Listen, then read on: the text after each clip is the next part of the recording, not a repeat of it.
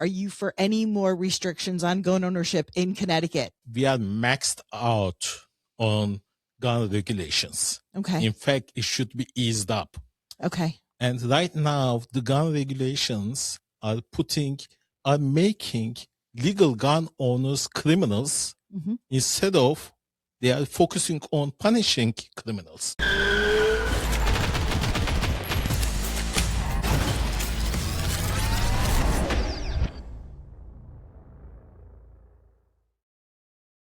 Welcome to Lock and Load Podcast. My name is Josh. And I'm Michele. And we talk to you about Connecticut 2A issues. So today we are joined with our special guest, Simsek. I say that That's correct? correct. Okay, didn't mess that up. Who is running for the 26th state rep district in New Britain. So Sal, why don't you give us a little bio about yourself and then we'll just have a conversation. In fact, as you said, I am running for District 26 from Republican Party. And, you know, like my town is New Britain, and I have been a resident of New Britain for 25 years. Oh, wow. And, you know, in fact, I am not a career politician. I am a business executive over the years. And I have done I have taken lots of responsibilities in different companies. And, you know, like I know what fiscally responsible means. Yep, being in business. Yes. A partial requirement if the business still operates. Yeah, definitely. Also, I am the president for Hartford chapter of Connecticut Republican Assembly. It is Hartford County, in fact. And I am, you know, like I said, when I saw that there were only 61 candidates running for state representative, I said, hey, it is time to put my hand under the stone, take responsibility, and go forward. Because I have spent most of my time in this state, and I am not a person who is gonna pack up and leave. Good.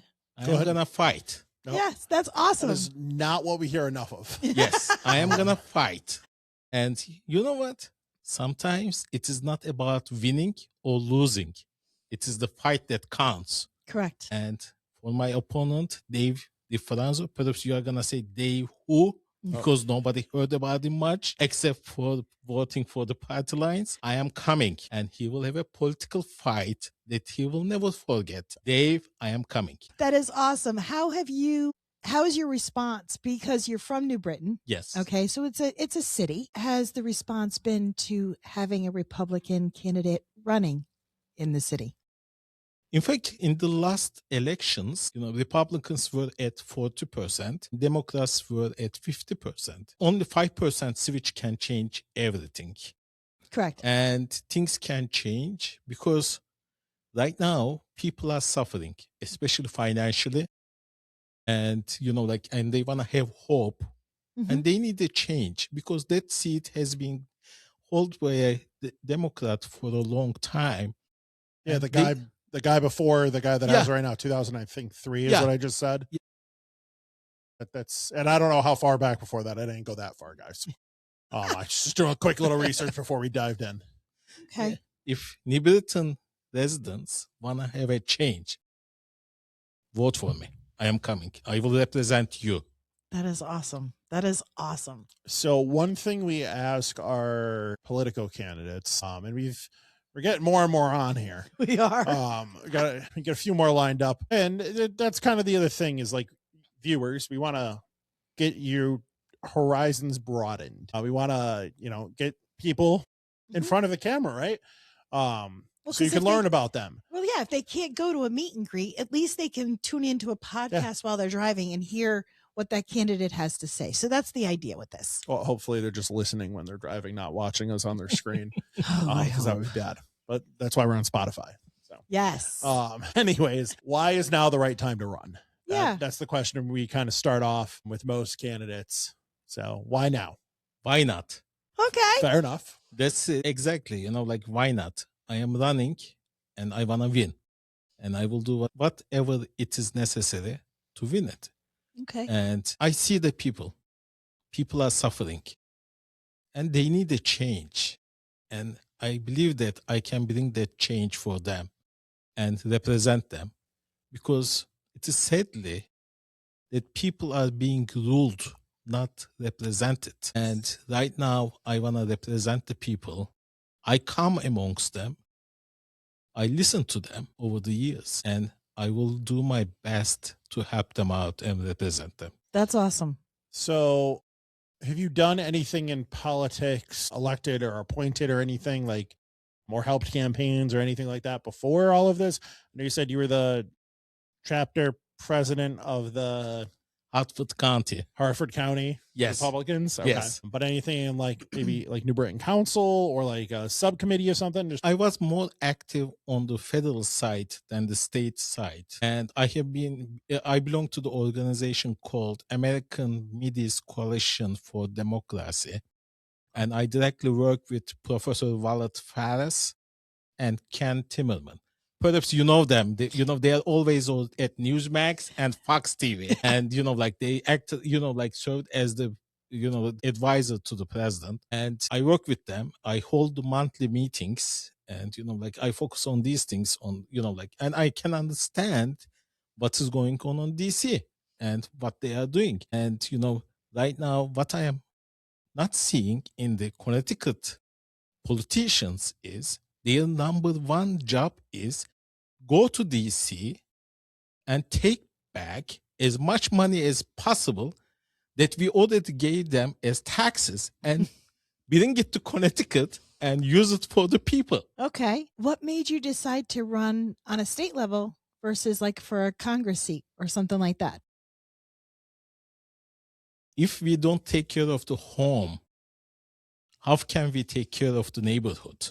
Yes. Okay. I that. like that. That's a good answer. Yeah, I love that answer. That was That's a good awesome. answer. That All is the answer. That's a good answer. That's a good answer.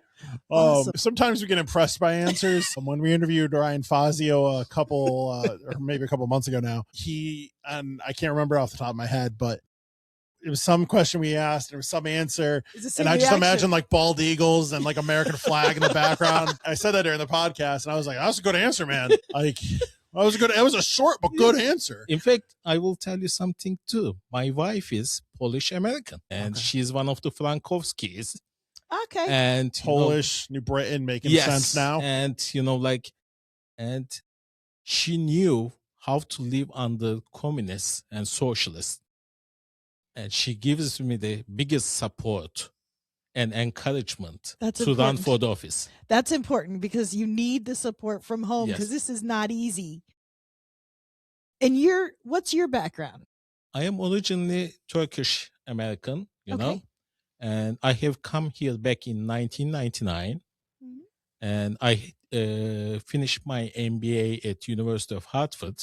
Okay. Then after that, I started working, and my company sponsored me for my green card. Okay. Then I became a U.S. citizen. Okay. Then I met with my wife, and we got married, and we are happily married for more than 15 years now. Congratulations. Thank you. Congratulations. That's awesome. Yeah. That is awesome. Do you have children? Fortunately, God didn't give us children. We wanted a lot, but it was unfortunate. But we have two doggy daughters. One of them is a yellow lab, fully certified, and the other one is a chocolate lab mixed with a pointer. And they are handful. Labs, yeah. Yeah, labs can be very energetic. You know the good part? We take them for a walk every day, and it is about 3 miles. And, we start from our home, and we take the A.W. Stanley Park. I want to thank all, previous mayor, Timothy Stewart for building that, park, around the lake there. And it's gorgeous. His daughter, Erin, of course, renovated it. It is gorgeous.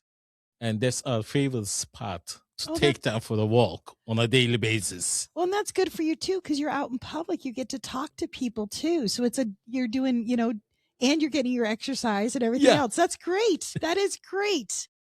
Awesome. So we are a 2A podcast. Yes. So what's your stance on the Second Amendment? I am That's something that cannot be negotiated, okay? I fully support Second Amendment, and I also fully support for Connecticut Constitution, first article, section 15. And I am a legal gun owner for a long time, and that's my hobby. And you know what? You can find me at Blue Trails over the weekends, even in the winter time. Oh, a hot cup of joe outside. Yep. And staying 6 hours. There you go. It's a long time. That's cool. Oh, but yeah. but you got to train year round if you really are going to do it. You start with the rifles and you want to switch to the pistols. Oh, yeah. You know, like time passes by. Yeah. You know, what is the problem? Have you ever shot trap? I shot traps, you know, like for the shotguns. Yeah. I think that will be the future. If we have a drone attack, everybody needs to learn how to shoot with the shotguns. That's what Dave Bicknell is preparing for, the drone attack. I know. I'm going to bring that up to Dave one day. You know what? One of the best one is Mossberg 990. Yep. Oh, it is perfect for competitions and, you know, John Wick style. Yep. And, you know, like it's great. That's great. So if you got elected in, Yeah. I mean, depending on what the bill came up, obviously, if it's a good bill that's going to do something, actually do something, then it might be worth looking at. But for the most part, are you for any more restrictions on gun ownership in Connecticut? Right now, we are maxed out on gun regulations. Okay. In fact, it should be eased up. And right now, the gun regulations are making legal gun owners criminals instead of they are focusing on punishing criminals. Correct. I mean, I've talked to several law enforcement because I figure they're the ones to talk to. They're the ones arresting or, you know, looking into these cases. And everyone that I've talked to, they're not catching legal guns. It's not legal gun ownership that's out on the road causing the problems, you know? And I'm like, okay. And to me, it baffles me because if I was up in Hartford and I was trying to make these bills to make us safer, my first question would be talking to police departments saying, what do you think? Will this make us safer? And they don't. They don't care. In fact, I believe in numbers and statistics, okay? Right now, for the gun crimes, our country is ranked as 4th place in the world out of 192 countries. However, when you take out high crime cities like Chicago, Michigan, Los Angeles, and others, 5 of them out, do you know our ranking? They'll say bottom 20. 189. Wow.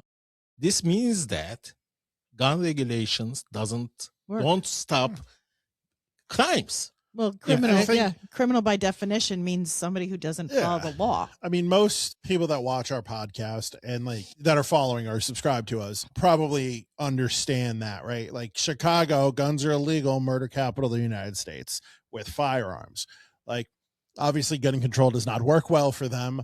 Nor does it work here because every day you can be scrolling on Facebook and see Waterbury, New Britain, New Haven, Meriden, our main cities, Bridgeport, with so-and-so was arrested with a stolen gun, with an obliterated serial number. A Taurus G3C. Good old Tauruses. And like, they don't prosecute these people. And I mean, they do prosecute them to an aspect, but they drop the gun charges, or what they do is they'll sentence them and then it's all done in 2 years, but they've already been in jail for 1.5 years. So they're out. Right. And that's a problem, right? That's something that a lot of people preach at the Capitol when they go up and testify, is that prosecute the laws on the books before you throw more crap on the fire. Right. 100%. And in fact, they should be tied with the public safety. How is it tied with the public safety? Number one, get rid of the blight properties. Left properties, you know, like basically the abandoned buildings. Rundown stuff. Yep. Yeah, rundown stuff needs to be taken care of. Number two, what do criminals hate the most?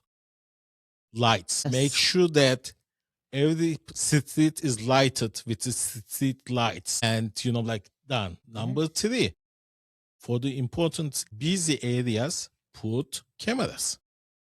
I know people say privacy, but in the meantime, certain things needs to be done. By this way, public safety gets better, you know? And don't try to make legal people criminals. Just focus on the criminals and try to get rid of it. And most important thing is mental institutions.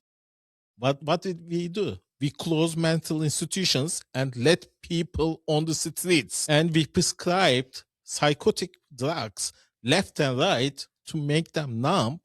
But when they stop using them, they lose it. Agreed. Yeah, basically, these are the things needs to be focused on. And hey, work with the federal government. Try to get some federal government grants and funds to reinstitute mental institutions and also help these people. They are suffering too. They are suffering from mental illness. Help them to get better. And, these are needs to be focused on. And of course, last but the least, family. Keep the families strong. And children from their parents, as they say, children are the mirrors of their parents. And most of the time. Basically, So talking about parents and family, though, and we need to teach them, so that leads me into, and again, this isn't a 2A issue, this leads into school systems and the curriculums. Do you think that we've gone, because I know as a parent, when my daughter was in school, she was actually told, don't talk to your parents about certain things because they don't understand, like certain curriculums and certain things would come in. And I think that was wrong. And I lost my mind, by the way. The school always lose knew my me. mind. It was because the teachers say, oh, you can't ask your parents that. They won't understand. I'm like helping her with homework. And she goes, I can't talk to you about it. The teacher says I can't. And I'm like, and then the other cockamamie stuff that she'd come home with the ideas of what needs to be done and how. That breaks down to the legislators in our government currently. Correct. They think they're the parents. They're not. Correct. That's why I was asking him on that, because it makes sense. If that's how you feel, would you be interested in revisiting what this state is teaching our children? In fact, everybody sees that, but government became fathers. It is reality. And, we should see, why the marriages are breaking up. What are the issues? How can we reinstitute the marriages in a way that it is mutually respected and each person understand, each couple, they understand each other and fight for their marriage, Because that's got taught from being little. Yes. You have to teach them respect. You have to teach them to not fight, meaning fight, but fight for what you want. And when something goes bad, you don't run. You have to sometimes, it doesn't mean you have to always stay, because sometimes it's not worth staying. But for the most part, people today, they get into an argument and they're like, and they're done. No, just fight for it, you made a choice. People bring up people bring up divorce all the time. Right. And like, my wife and I have never said that and will never say that. That's just not an option. Right. And that's a conversation you have with your partner before you get officially married. your partner. Yeah. Yes. And I think that is important, and enough people don't do that.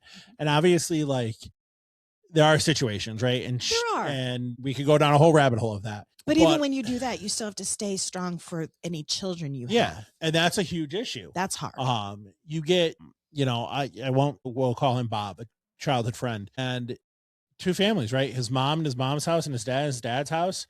And it's like they were competing for his like love and affection. And I'm like, that is horrible. Like, that raises him to not understand what a healthy relationship is, because you can even be divorced. And if your child is first, you can show them what it is to work together to be there and raise. And that gives you that foundation. Yeah. We don't have foundations today with a lot of people, and a lot of people, it's a breakdown of the family unit. That goes to like the whole nuclear family thing. And I'm going to connect this back into parenting here with the schools, is that you have that breakdown, and then they put the pressure on the schools to do the problem, which is the pressure on the taxpayers. And like, the schools have them for 6 to 7 hours. You have them the rest of the time in the weekends. Like, you need to be the parent and not just give kids iPads. Yep. Drives me up a wall. My child will never have an iPad except for certain specific things, maybe like a plane, like an air, like we're traveling. Okay, I could see that, right? To watch like my daughter's screen show time or is something. so limited. Like not a chance that that iPad is going to be there for games. And I have friends that have kids that it's a babysitter, and I'm like, what are you doing? And again, any of you guys out there, if you're using iPads with your kids, we're not saying, no. My personal opinion. These are our nothing to do with opinions. Sal or Michelle. That's just Joshua's opinion. You're here listening to us have a conversation. Be parents. That's the thing. Stop putting it on the taxpayers. There, we're connected back. Yes. It's put it on the taxpayers, and like we're right now. So I'm on Southington Town Council. We didn't really talk beforehand. So I'm in Southington Town Council. So unlike New Britain, where you had a mayor, we have a manager. So we hire and appoint the manager, and he reports to the council. Where you guys in New Britain have a mayor that you elect / hire to, and then you still have your council that does stuff. So we're a little more council focused. See, I thought you guys had a mayor. Thankfully, our charter does not have that. Okay. But there's 9 of us on the council and 1 hired town manager who reports just to us. And then all the other departments obviously report to him. You have the whole hierarchy and everything. So it's budget season right now, and it's been really budget season since I got elected, apparently.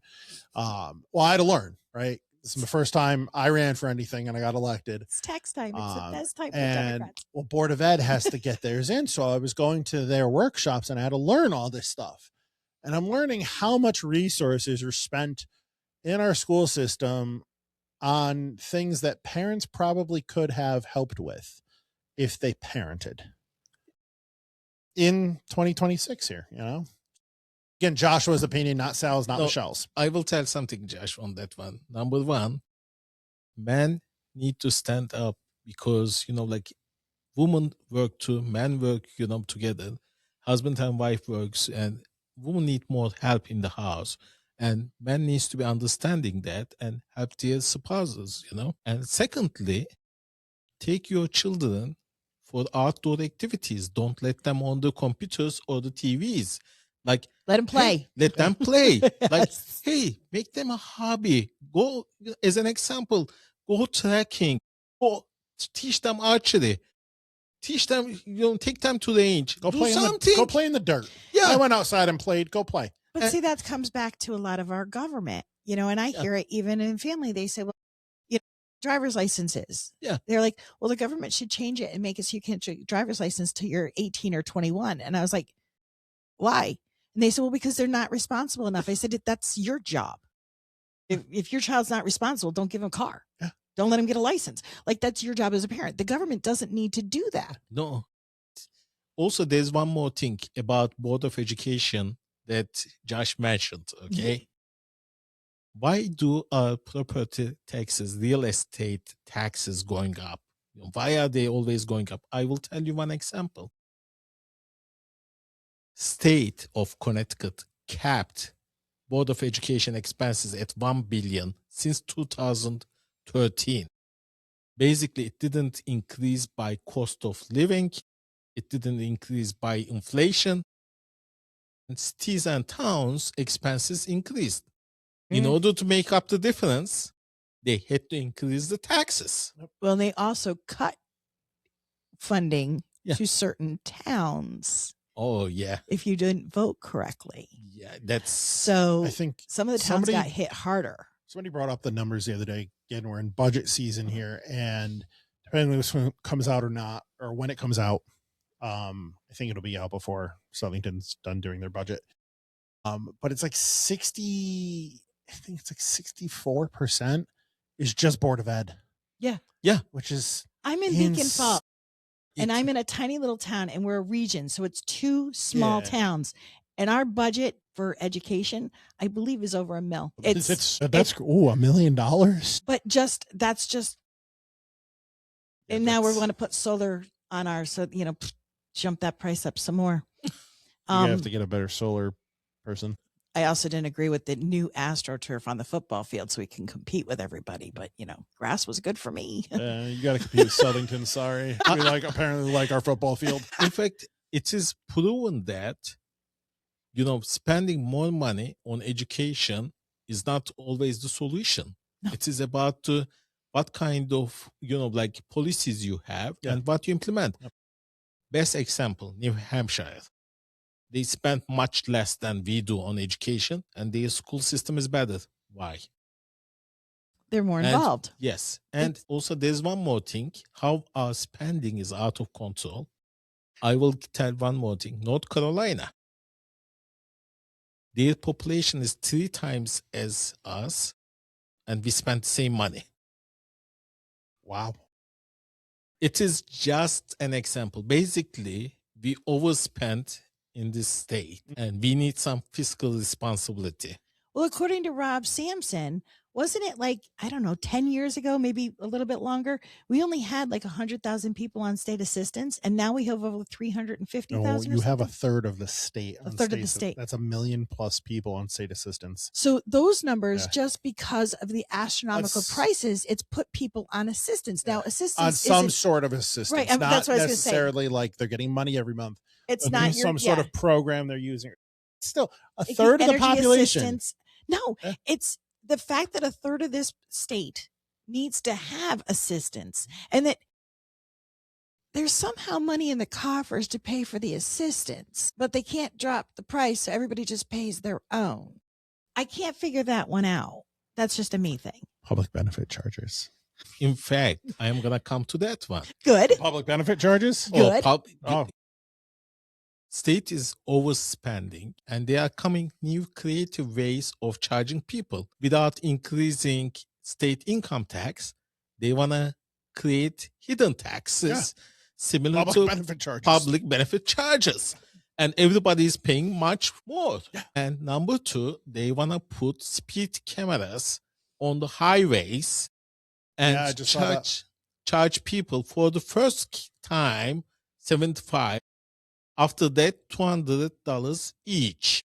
But the problem with that is you're not necessarily charging the right person. Oh, yeah. Yeah, you If just somebody charge the borrows car. if I borrow your car, you're getting the ticket. Yeah, so this is happening in Middletown, actually.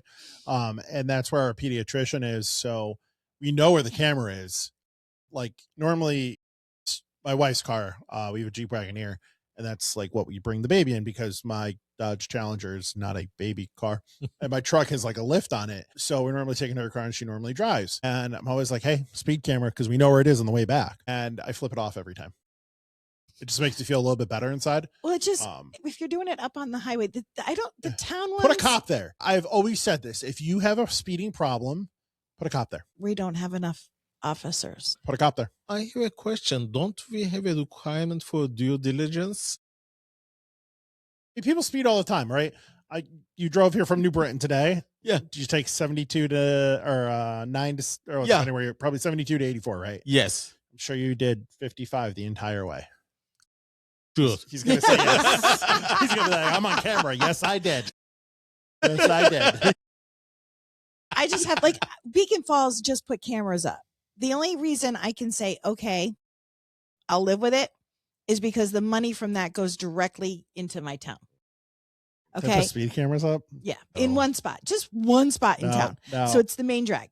So, and I'm not, it is what it is. But the money stays within town. These ones on the highway are going to go to the federal funds or the state funds. Yeah. That goes into the general fund Yeah. of state. It's not going to come back and help fix our roads. It's No. not going to come back and do the things it needs to do. And that is the Well, that's- responsibility of those that get elected into office. Well, let's go with guns here, right? Yeah. If we wanted to like actually fix problem with gun crime, take the sales tax from gun stores and put that to I don't know, this magical unit that goes after guns. The task force that they closed down. Oh, that one? Yeah. Or like, all the permit fees we pay, maybe put it towards that. No, As- that just goes to the general fund. Right. Some of it goes to your town, but If it went to most of it goes SLFU, to- they could actually do their job in Yeah. a timely manner. yeah. And that's government. Little That's- things. But I'm sorry, we've gotten off track Yeah. here, Seth. I apologize. So we've hit So what part of New Britain? Like all of it, a chunk of it? northern part. Northern Northern part. part? Yes, most of the northern part, District Okay. 26. In fact, you represent the whole New Britain, basically Yeah. you cannot Because of the population, after 29,000 and change, they have to put two. Okay. And Jamie Wogan is running for District 25. And we have a state senator, but state senator is with other, cities together. Yeah. Berlin and part of Farmington. Oh, okay. Now, is somebody, because you don't have a Republican senator, right? Currently, you have Democrat. So is somebody running against that senator also? Of course, Tremel Collins is running. Okay, perfect. And the person running on the other side is Rick Lopes. Okay. Do I need to say anything else? I wish we had a cleaning company and give money to the non-profits that can give the jobs to your cleaning company, right, Josh? Yes. Or like Gordy, Senator Gordy. Yeah.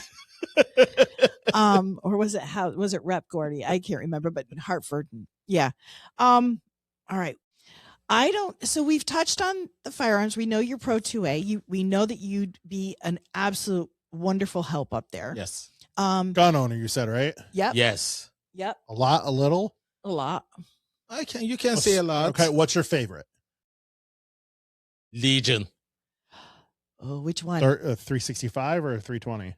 Or 22 or what? Yeah. Yeah, which one? My favorite is 226X carry. Ooh. Okay. And in fact, Michele will help me out. I have a holster problem. I got my holster from Muddy Rivers, and it is not best to carry, And Michele will help me to do a custom holster for me. Absolutely. And, otherwise, I like my 229 Legion a lot too. So you just like your Legion. You're a SIG snob, just like Michele. Oh, big time. Of course. But what about, you talked briefly, what about the Turkish ones? Where's the T-sauce? T-sauce is good too, especially the last CMXX. But also, I just don't know the material science on that one well. I want to go with the proven ones. Like Legion went through the 3 million ammo test.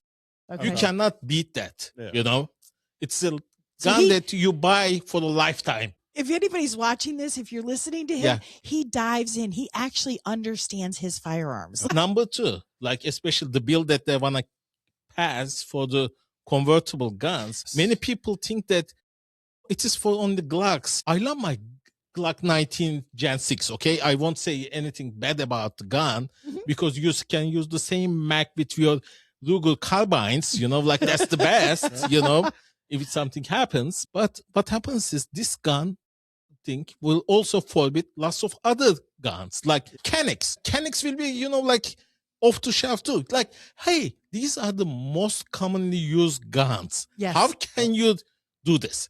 And try to go after the people who abuse them and, modify these guns, not the gun itself. And not the people that own those guns or sell those guns. Yeah. So something that's happening in Rhode Island, and we do another podcast called the 2A Roundtable, where we bring in 2 other Connecticut gun podcasters, YouTubers, and we talk about that. Rhode Island, they had an assault weapons ban, and they added one word, possession. I fear with this bill, if it gets passed as is, I think it might change before it hits the floor because it's getting there. And whoever knows, whenever you're watching this could be old news at this point. But my fear is, let's say it gets passed with cruciform trigger bar, which is what the definition of a convertible pistol. What happens in a year when they take out the word cruciform? Now we have trigger bar. And what happens when they take out the word trigger? Sorry, when we take out the word bar. Now anything with a trigger. See how removing one word, 2 words changes this entire legal standpoint? And they're going to be, we're just taking out one word. Not a big deal. Pass it across party lines. Well, because that's what they already did. They just did. banned everything. This bill that they're passing was the original ghost gun bill. Now they've just come in and changed and tweaked certain terms of certain firearms. So now we have a new bill, but it is the original. So they're already doing what you're saying. It's bad. It is. And anyone who doesn't understand that is a gun owner who does not understand that, because they're like, it's just a Glock. I don't want a Glock. It's not about Glocks. Just like the 2012-13 Sandy Hook ban wasn't just about ARs. Yes. When they couldn't get their ammo, they were not happy. With the permits and everything. You got to pay attention, guys.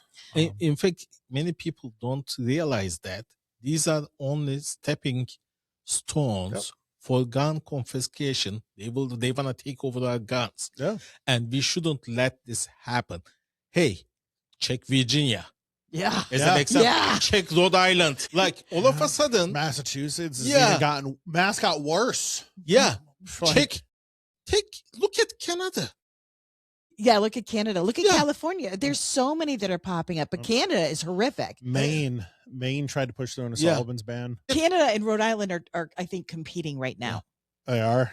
Yeah. They're going Doesn't one of those have an actual Second Amendment?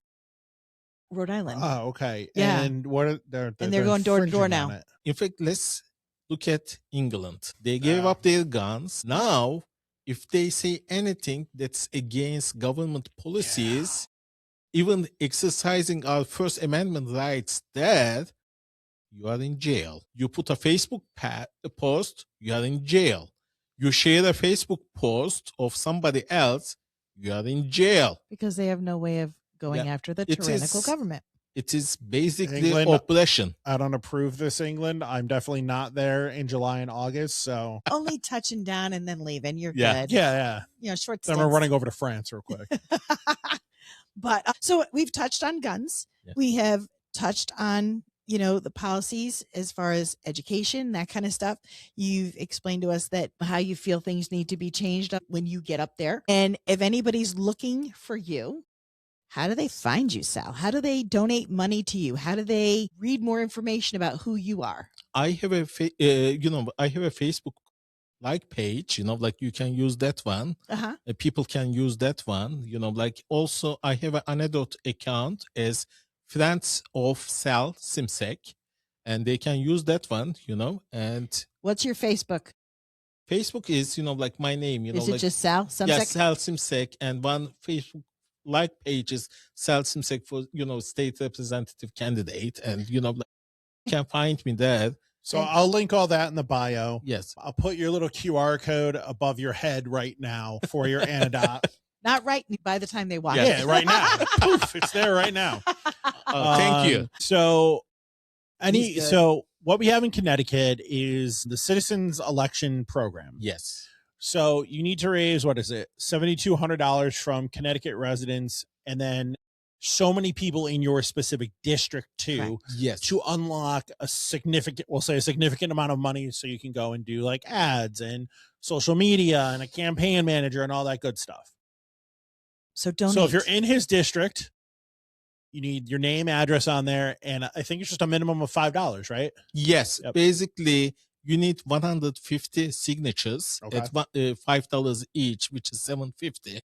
But I say 180 in case state elections, like Yes. get picky about it, And they do. and they do. Like to be safe, I say that $5 at 180, which is $900, and the rest of it can come from the rest of the country, no Yep. problem. And my treasurer is the previous Plymouth mayor, Joe Kilduff, and Oh. Joseph Kilduff. And, and he's very picky about it too, which I Yes. am too. Yes. And, Yeah, you gotta be. yeah. You got to everything- be dotting your Yes. I's and crossing your T's because it's Yes. hard, especially I was- I know with the campaigns, it's hard being the treasurer. That's one of the hardest jobs besides the Yeah, candidate that's- themselves. It's I was awful. talking to Rob's treasurer, Sue, and I think it was last Friday I talked to her, and because they always kick back some. So Yeah. like one of mine was like I just put down like self-employed, Mhm. and like I still put my business name, but I couldn't put that. I had to put owner. Yes. And I'm like, okay, sure. Like I'll go and Sure. I had to go in and fix it. It's weird little stuff like that. Anybody watching this podcast can go to his when we put up when you have look at the QR Yeah. code above his And the head, link will be in the description and for you you can go to the link people and that you are not can- technological. because he, this helps him to be able to get lawn signs, to be able to do ads, to be able to fight the Democrat that he's running against. And it's The not much anti-gun. anti-gun. Democrat. Oh, Yes. that he's Sorry, fighting against. my bad. To me, they're one and the same. It was usually Yeah, like 99% of the time, but just want to be specific. nope, correct. And that way, $5, $5, most people can afford $5, and it really goes a long way to help him get the ability to be noticed and get out there to everyone that he needs to reach.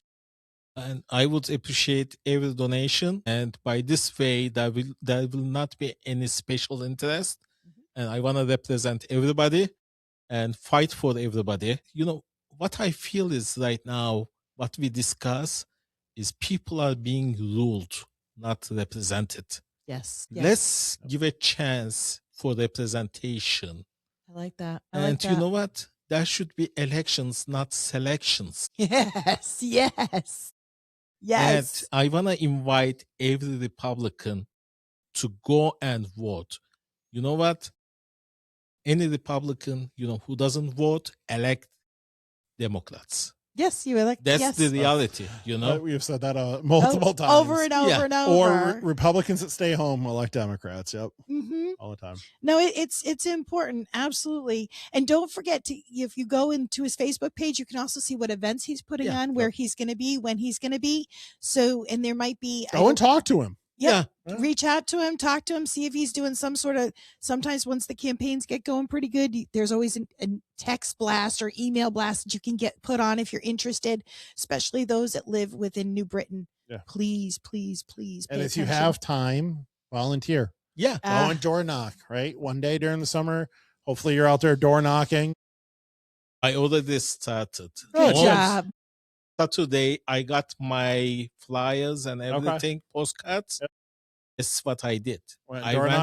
I went to each Brittany Farms condos and dropped my, cards to the post, mailboxes. And at our condo complex, I went to knock the doors. Nice. And I even went to the condo complex next to the, Costco, and even did it there. Then I went to the local businesses and visited them. Good. And, dropped there too. And you got to. Yeah. And it's something that I learned very quickly with the municipality aspect is you have to go and door knock. And it's not super fun all the time. I door knocked a lot of I probably door knocked, and I'll objectively say this, in Southington more than anyone else did in Southington this past election, because I wanted to win. I didn't want to go throw my name out there and then lose.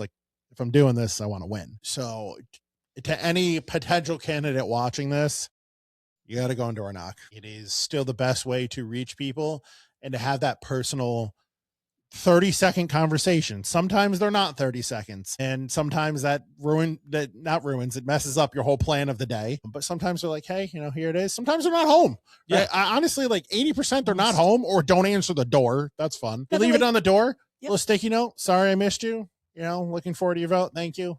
And you move on. Josh, also, I used AI tools and found the contacts for all the business executives in New Britain. And I submitted them my rebuilt New Britain plan. Good. And what I would do for them. Because you know that New Britain lost Stanley with more than 300 jobs this year. Yeah. And basically, we need to rebuild it. New Britain is an old industrial town. Yeah. And the goal is, I laid out my plan to them. And we need to reach out to the people. You know what? The policy should be not anti-this, anti-that. The policy should be what you can do and create plans and bring it to the people. And I am already working on these plans, and I want to bring solutions to the people. And I would appreciate their support, because with this support, I can represent them. I think that's awesome. And, even when he's out door knocking, if you can volunteer sometimes it really helps just to be driving so that he can walk, get in, or so that he's not doing it all by himself. It really helps to have those extra people. And that's not a hard job. Planning to get your car back is always the fun part of the map. Yes. Where are we going to park? We got to go this way to go this way. I used to just drive the car and then let him walk and do his thing. And I just kind of follow along. I always had the leaflets and the brochures right there. You could grab more and just go on out. Yeah. I love that job. That works for me. Make the wife do that in a year and a half. Yeah. All right. So we are running out of time. Yes. But thank you for coming on, Sal. All of your links and stuff will be in the description below here on YouTube, and should be on Facebook and Instagram and wherever the hell else this gets posted. Any final thoughts?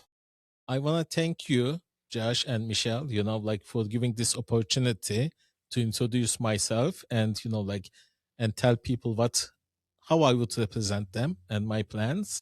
And also I want to thank everybody who are listening to and watching this, podcast. And, like, basically, I want to thank Connecticut.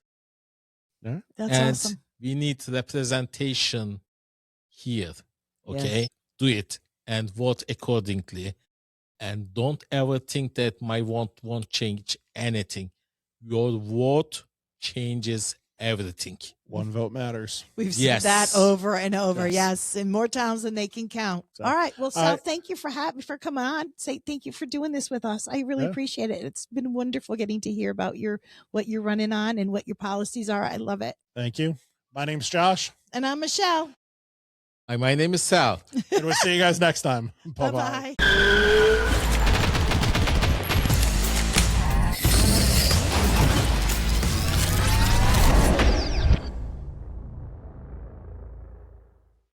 Lock and Load Podcast is sponsored by Lock and Load Firearms, Connecticut's #1 rated gun store and pistol permit class on Google.